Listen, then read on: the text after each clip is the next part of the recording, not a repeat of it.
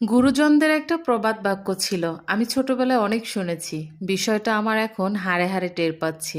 প্রবন্ধটা হলো, মারিলে ব্যথা থাকে অল্প কিছুক্ষণ, কথার ব্যথা থাকে সারাটা জীবন। আমি আমার লাইফে কিছু কিছু মানুষের কাছ থেকে কিছু কিছু কথার আঘাত এমনভাবে পেয়েছি, যেটা আমার প্রতিনিয়ত এবং প্রতিটা মুহূর্ত আমাকে আঘাত করে, এবং সেই আঘাতগুলা আমি মনে রেখেই সামনে এগিয়ে চলি।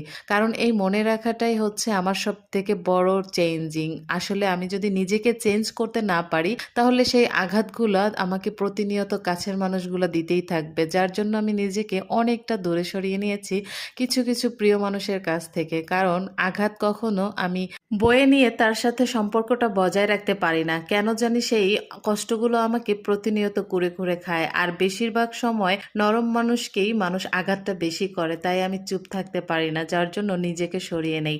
তো এখানে আপনারা অনেক কথা শুনেছেন, অনেক কথা বলে ফেলেছি। কিছু কিছু মানুষের জন্য হয়তো কেউ আবার নিজের মনে করে গায়ে মাখাবেন না, আমি আমার ভালো লাগা বা খারাপ লাগা থেকে শেয়ার করেছি আপনাদের সাথে।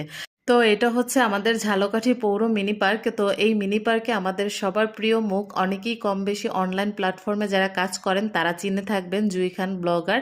তো জুই খান হচ্ছে আমার প্রিয় ভাবি। তো ভাবি এখানে আরও অনেক আগে এখানে ওয়েট করতেছিল আমার জন্য, আমি আসলে অনেক লেট করে গিয়েছি।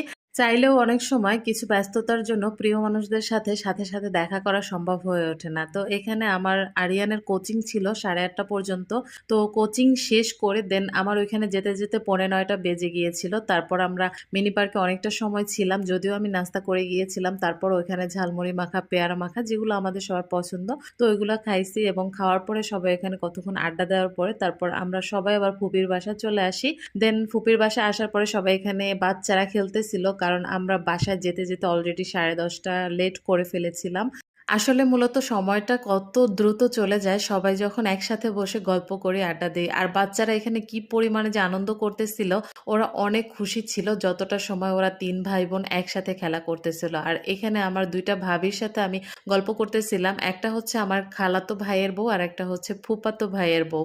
তো দুইটাই ভাবি আমার অনেক কিউট, মাশাল্লাহ। ভাবিদের জন্য সবাই দোয়া করবেন।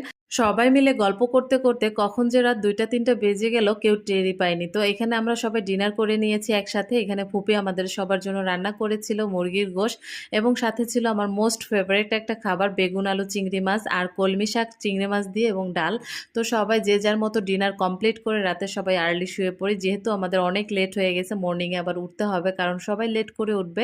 আর আমি এখানে অলরেডি 8টা 8:30-র মধ্যে উঠে গেছি। ফুপি অলরেডি নাস্তা তৈরি করছে। নাস্তা খেয়ে আমরা বাসায় চলে যাব, আমি আর আরিয়ান, কারণ আরিয়ানের ম্যাম চলে আসবে বাসায়। তো আজকের ব্লগ এই পর্যন্ত।